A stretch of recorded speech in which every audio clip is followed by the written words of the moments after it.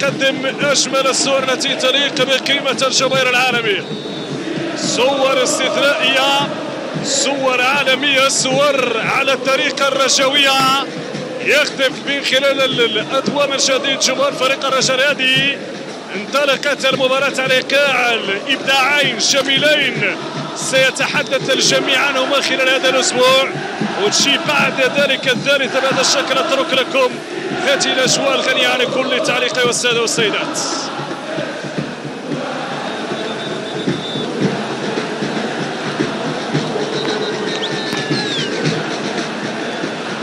يشعل المركب الرياضي محمد الخامس طقوس خاصة. مباريات الدوري الوطني الآن أمامية بينية في الخطورة، خطيرة خطيرة خطيرة، والثاني الكرة تضيع لحسن إسرائيلي. حسن ضاعت الأولى. فريق وتلعب العناصر من هذه التحضير. فرصة رجعوا انطلاقة من يسري بوسوق في الخطورة في الخطورة في الخطورة.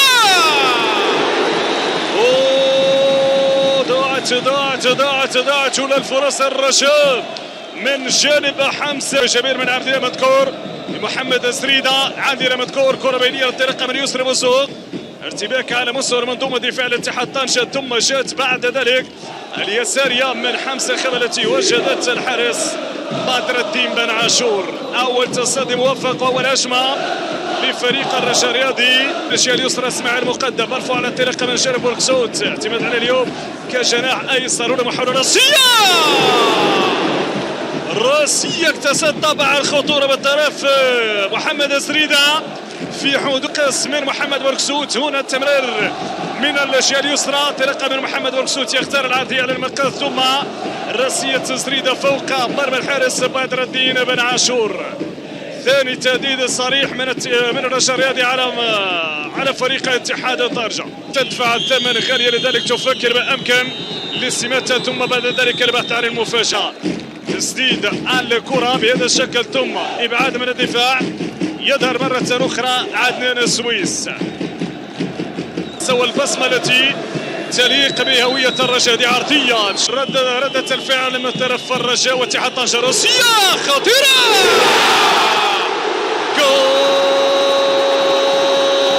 جول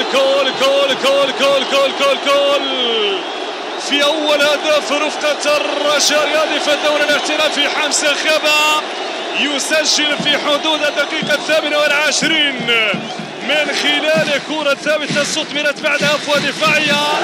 خبا يسكنها في شباك بدر الدين بن عاشور، يمنح الأفضلية لفائدة الرجاء الرياضي. بعدها الهدف تابع الإعادة.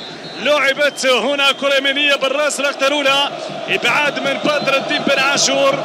لقطة التمرير يسري بوسوق بطريقة جميلة، متابعة من جمال حركس، تصدي لبدر الدين بن عاشور، لكن القادم من الجهة اليمنى وحيدا طريقا يسدد حمزة خبا ليسجل على الهدف الأول لفريق الرجاء الرياضي. إذا هدف في حدود الدقيقة 28. تفادت عناصر فريق الرجاء الرياضي. هنا لقطة الإبعاد بدر الدين بن عاشور بعد متابعة تنفذ عبر القائمة الثانية. البحث عن الراسية طنجة مرمى الحارس سنيت من محمد بوركسوت. تقدموا للتسديدة، تسديدة مرت جانبا جانبية بعيدا عن مرمى الحارس بدر الدين بن عاشور.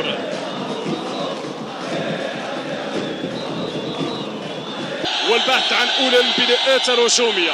مغامرة من جانب بدر الدين بن عاشور، إبعاد من بن عاشور بين يدي الحارس بدر الدين بن عاشور. طويلة الركلة الركنية تنفذ مقوسة. البحث عن الراسية، جول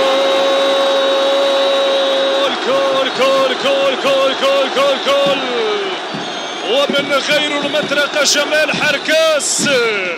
ضاعت عليه الأولى حينما سد الكرة بالراس، وكانت المتابعة من حمزة خبا، لكن الثانية سددها بشكل مباشر في اتجاه مرمى الحارس بدر الدين بن عاشور ليسجل هدف لمسة يسري بوسوق حمزة جمال حركس حمزة خبا، والثاني هذا المرة مباشر على المقاس من جانب يسري بوسوق.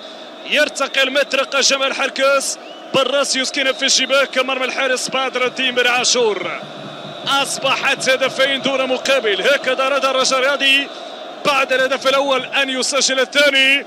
هو السيناريو الذي لم يتمناه بطبيعة الحال كل محب من الوصول في مناسبة لمرمى الحارس بدر الدين من عاشور. هذه خطيرة خطيرة.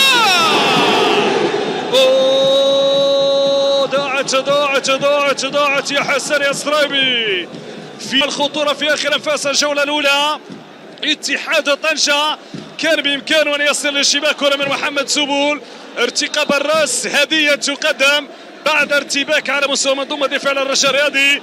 حر الطريق أمامنا بوجود لمسة يدك في آخر مطاف بعد الإشارة مع الفور. هذه تسدد لكن مع الصور بدون تعليق في مناطق اتحاد طنجة. تلعب بمقوسة فرصة خطيرة.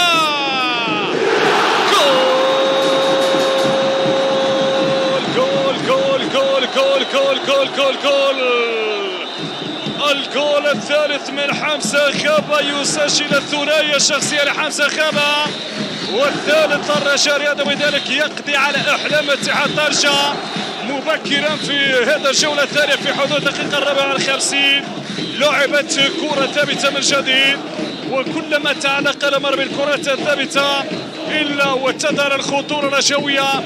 ظهرت من خلال ركلة وجات الثالثة كذلك من خلال كرة ثابتة وهذه المرة عبر ضربة خطأ والتنفيذ من جانب يسري بوسوق. هنا سيتأكد الحكم هل كان اللاعب في وضع التسلل.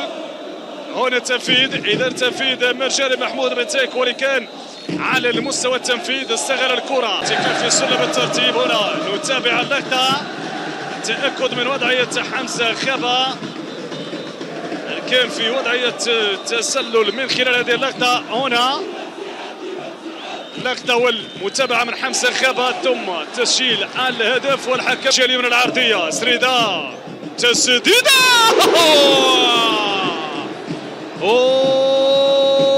خطيرة من الرام بطريقة أقل ما يقال عنها طريقة عالمية طريقة رائعة بفرصة. لو سجل هذا الهدف كان سيكون واحد من أجمل الأهداف التي سجلت في بطولة الرجاء الرياضي والعالمي.